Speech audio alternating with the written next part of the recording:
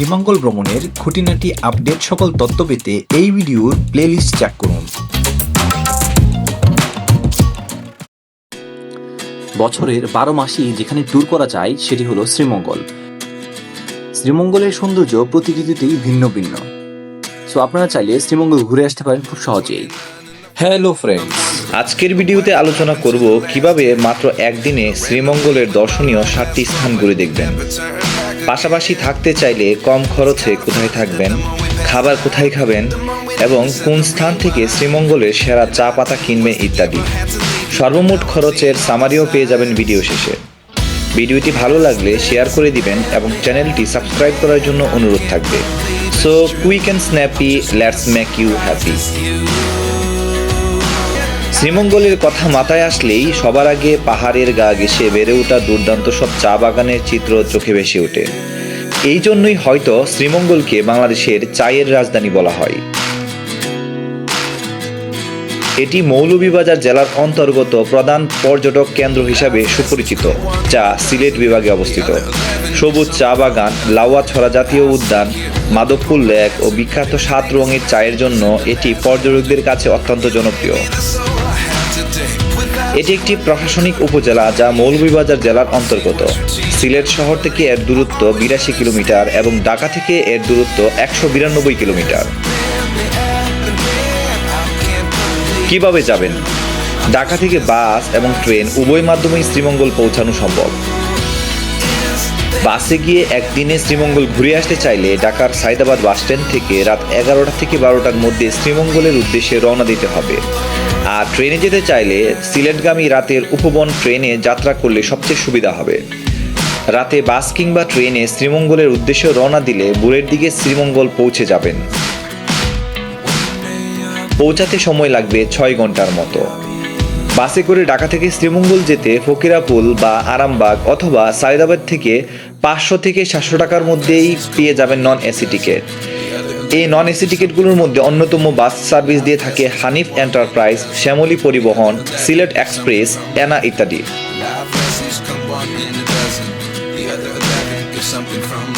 Day ট্যুরে যা যা দেখবেন। ডে ট্যুরে আপনারা নূরজাহান টি স্ট্রিট, মাধবপুর লেক, লাউয়াছড়া জাতীয় উদ্যান, আদিবাসী পল্লী, রাবার বাগান, আদি নীলকণ্ঠ টি কেবিন এবং বদ্ধভূমি 71 এই 7টি স্থান অবশ্যই ঘুরে দেখতে পারবেন। কিভাবে ঘুরবেন? সবচেয়ে সহজ ও আরামদায়ক হলো চাঁদের গাড়ি রিজার্ভ করা। এই ক্ষেত্রে 7 থেকে 8 জনের একটি টিম হলে খরচ কম হবে। টিমে না গেলে আপনারা সিএনজি রিজার্ভ করেও ঘুরতে পারেন, পার্সোনাল বাইকেও যেতে পারেন। চাঁদের গাড়ি ভাড়া সারাদিনের জন্য রিজার্ভ করলে খরচ পড়বে 2500 থেকে 3000 টাকা, আর সিএনজি রিজার্ভে খরচ পড়বে 1200 থেকে 1500 টাকা। প্রয়োজনীয় নম্বর স্ক্রিনে দিয়ে দিলাম, সেখান থেকে কালেক্ট করে নেবেন। কখন কোথায় যাবেন? আপনারা খুব সকালে ব্রেকফাস্ট করে রওনা হবেন। সম্ভব হলে 8টার মধ্যে রওনা হবেন।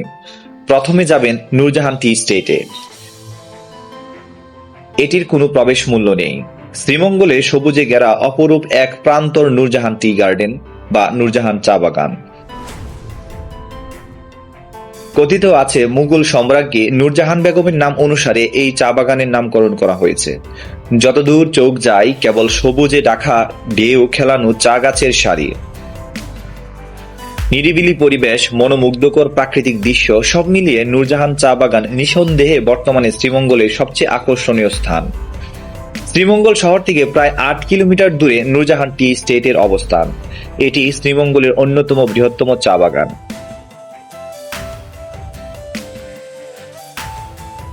শ্রীমঙ্গলে বাংলাদেশের সবচেয়ে বেশি চা বাগান রয়েছে এইখানটাতেই। এই জন্য শ্রীমঙ্গলকে সবাই বাংলাদেশের চায়ের রাজধানী বলে। এখানে আপনারা 40 মিনিটেই নূরজাহান টি স্টেটের সৌন্দর্য উপভোগ করতে পারবেন। নূরজাহান টি স্টেট ঘুরে একই সড়কে আপনারা রওনা দিবেন মাধবপুর লেকের দিকে।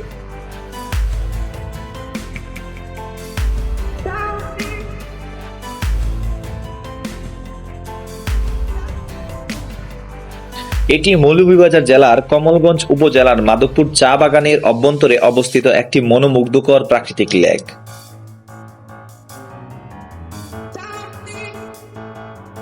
18 শতকের দিকে ব্রিটিশরা চা বাগানের পানির প্রয়োজন মেটাতে এই লেকটি তৈরি করেছিল। 1965 সালে চা বাগানের টিলার উপর ভাত নির্মাণ করে পানি সংরক্ষণের মাধ্যমে এই লেকটির সৃষ্টি করা হয়। প্রায় 50 একর আয়তন বিশিষ্ট মাধবপুর লেকের দৈর্ঘ্য আনুমানিক 3 কিলোমিটার এবং বিভিন্ন স্থানে এর প্রস্থ 50 থেকে 300 মিটার পর্যন্ত বিস্তৃত। বর্তমানে এটি একটি অন্যতম জনপ্রিয় পর্যটন কেন্দ্র, যা টিলা, নীল শাপলা এবং সবুজ চা বাগানে ঘেরা। শ্রীমঙ্গল শহর থেকে কমলগঞ্জ উপজেলার মাধবপুর চা বাগানের দূরত্ব প্রায় 16 কিলোমিটার। কমলগঞ্জ উপজেলা থেকে এর দূরত্ব প্রায় 5 কিলোমিটার আর নূরজাহান টি স্টেট থেকে এর দূরত্ব প্রায় 6 কিলোমিটার। ছোট ছোট টিলা আর সবুজের মাঝখানে লেকের শান্ত নীল পানি এর মূল আকর্ষণ। এছাড়াও লেকের পানিতে প্রচুর পরিমাণে নীল ও বেগুনি শাপলা ফুটে থাকে, যা লেকটিকে আকর্ষণীয় করে তোলে।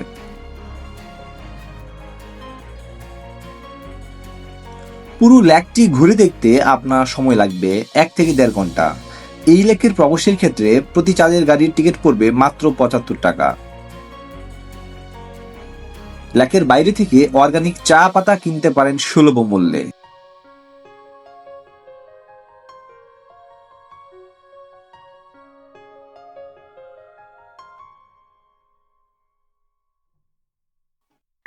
মাধবপুর লেক ভ্রমণ শেষে আপনারা যাবেন লাউয়াছড়া জাতীয় উদ্যানে। মাধবপুর লেক থেকে লাউয়াছড়া জাতীয় উদ্যানের দূরত্ব 16 কিলোমিটার। পৌঁছাতে সময় লাগবে 30 মিনিট। প্রাপ্তবয়স্ক প্রত্যেকের প্রবেশ মূল্য 115 টাকা। তবে বর্তমানে শিক্ষার্থীদের কোনো টিম নিয়ে গেলে টিকিট মূল্যে বড় একটি ছাড় পাওয়া যায়। লাউয়াছড়া জাতীয় উদ্যান বাংলাদেশের অন্যতম জাতীয় উদ্যান এবং অবশিষ্ট চিরহরিত বনাঞ্চলের একটি উল্লেখযোগ্য নমুনা। এটি একটি সংরক্ষিত বনাঞ্চল। বাংলাদেশের 60টি বন্যপ্রাণী অভয়ারণ্য ও 10টি জাতীয় উদ্যানের মধ্যে এটি অন্যতম।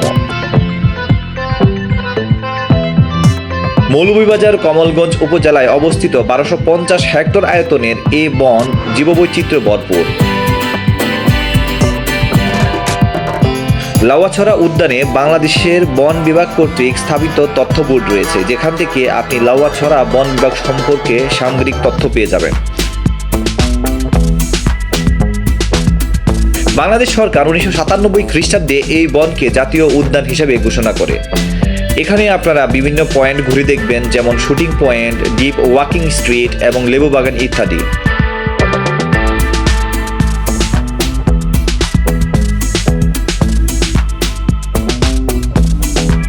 এই উদ্যানের ভেতরেই রয়েছে আরও একটি দর্শনীয় স্থান, যা খাসিয়াপুঞ্জি বা আদিবাসী পল্লী নামে পরিচিত।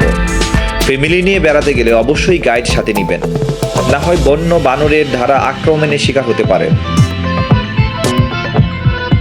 এছাড়াও সবচেয়ে জটিল বিষয় হলো বনের ভিতরে কোনো সিমিরি নেটওয়ার্ক থাকে না, তাই পথ হারানোরও ভয় থাকে। এখানে সর্বোচ্চ 1 থেকে 1.5 ঘন্টা সময় আপনারা ঘুরে দেখবেন।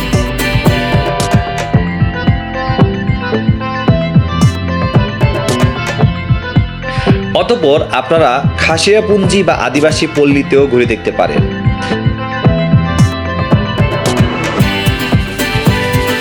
খাসিয়াপুঞ্জি বা আদিবাসী পল্লী একেবারে লাউয়াছড়া জাতীয় উদ্যানের ভেতরে অবস্থিত। গাইড ছাড়া যেতে চাইলে আপনারা উদ্যানে প্রবেশের পর হাতের বাম পাশের রাস্তা ধরে যেতে থাকবেন। প্রয়োজনে ওইখানকার মানুষের কাছ থেকে তথ্য নেবেন। বন্ধুরা মিলে গেলে গাইডের প্রয়োজন নেই। ফ্যামিলি নিয়ে গেলে গাইড অবশ্যই নেবেন। গাইড খরচ 200 থেকে 300 টাকা পড়বে।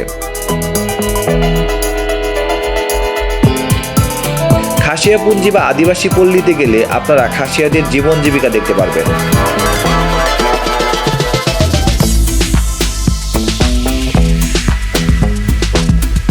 পাহাড়ের উঁচু টিলাতে একদম বনের গহীনে তাদের পরিচ্ছন্ন জীবন দ্বারা আপনাকে মুগ্ধ করবে। দুপুর 1টার মধ্যে অবশ্যই স্থানগুলো ঘুরে শেষ করবেন।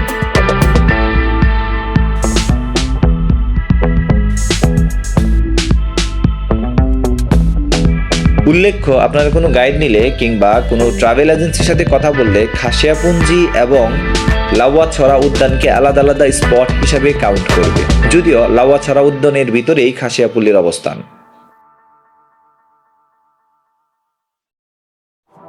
এরপর আপনারা দুপুরের খাবারের জন্য চলে যাবেন শ্রীমঙ্গলের সবচেয়ে জনপ্রিয় রেস্টুরেন্ট পাঞ্ছি রেস্টুরেন্টে। এখানে খাবারের মান খুবই ভালো এবং স্বল্প মূল্যে পেয়ে যাবেন। খাবারের মূল্য তালিকার একটি ছোট ছবি আমি স্ক্রিনের এক পাশে দিয়ে রাখছি, আপনাদের খাবারের মূল্য সম্পর্কে ধারণা পেতে সেখান থেকে সহজ হবে।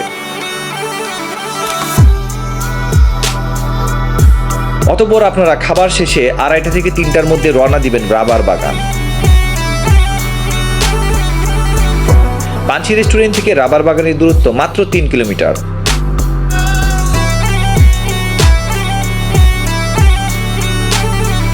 রাবার বাগান গিয়ে আপনি মুগ্ধ হয়ে যাবেন, কেননা সকল ঋতুতেই এই রাবার বাগানের সৌন্দর্য ভিন্ন ভিন্ন। যতদূর চোখ যায় সুউচ্চ বৃক্ষের সারি, ঠিক যেন স্কেল দিয়ে মেপে মেপে এই সমান্তরাল গাছগুলো লাগানো হয়েছিল। কোথাও রাবার বাগানের এক পাশে, আবার কোথাও রাবার বাগানের উভয় পাশে সবুজ চা বাগানের সমারোহ, মাঝখান দিয়ে বিস্তৃত সুবিশাল পথ, এক মনোরম দৃশ্য মনকে আপ্লুত করে। রাবার বাগানের সারি আর অন্য পাশে চা বাগানের বিস্তৃতি এক অনন্য সৌন্দর্য তৈরি করে। মাত্র 30 মিনিটে আপনি ঘুরে দেখতে পারবেন এই রাবার বাগানটি।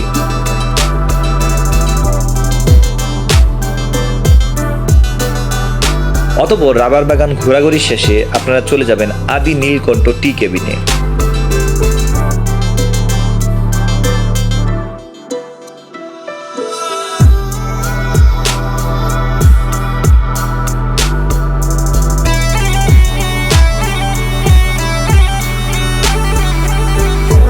একই গ্লাসে 7 স্তরে 7 রঙের চায়ের কথা অনেকেরই জানা। এই চা জিভে জলের বদলে বিস্ময় জাগাই বেশি। শৈল্পিক ও আকর্ষণীয় এই চায়ের নাম ডাক অনেক আগেই বাংলাদেশের সীমানা পেরিয়ে গেছে। শ্রীমঙ্গলে যারা বেড়াতে আসেন তারা 7 রঙের চায়ের স্বাদ নিতে ভুলেন না। এই 7 রঙের চায়ের স্বাদ নিতে হলে আপনাকে আদি নীলকণ্ঠ টি কেবিনে যেতে হবে। এর আরও একটি বৈশিষ্ট্য হলো এখানে আপনারা মণিপুরি তাঁতের কাপড় পেয়ে যাবেন খুব সুলভ মূল্যে। শ্রীমঙ্গলে সেরা কিছু চা পাতাও কিনতে পারেন এখান থেকে। সর্বশেষ যে স্পটটি আপনারা ঘুরে দেখবেন সেটি হলো বধ্যভূমি 71। মৌলভীবাজার জেলার শ্রীমঙ্গলে অবস্থিত বধ্যভূমি 71 1971 সালের মহান মুক্তিযুদ্ধের স্মৃতিবিজড়িত একটি অন্যতম প্রধান স্থান।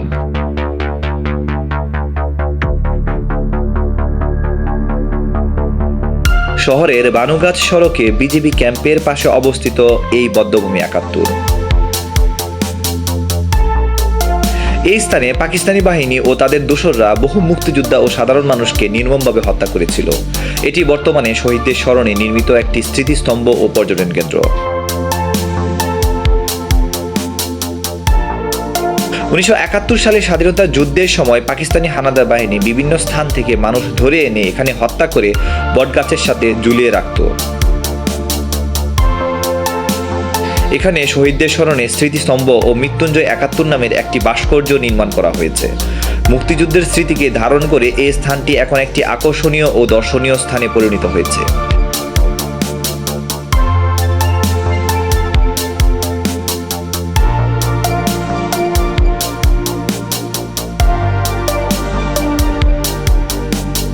খরচের বিস্তারিত স্ক্রিনে দেখে নিন।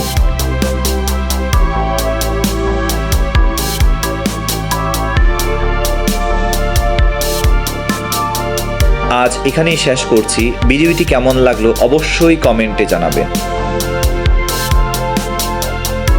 তাছাড়াও আপনার প্রয়োজনীয় তথ্যের জন্য কমেন্টস করতে পারেন। So keep exploring and learning. The journey never ends. See you soon in another new video. Bye bye. Allah Hafiz.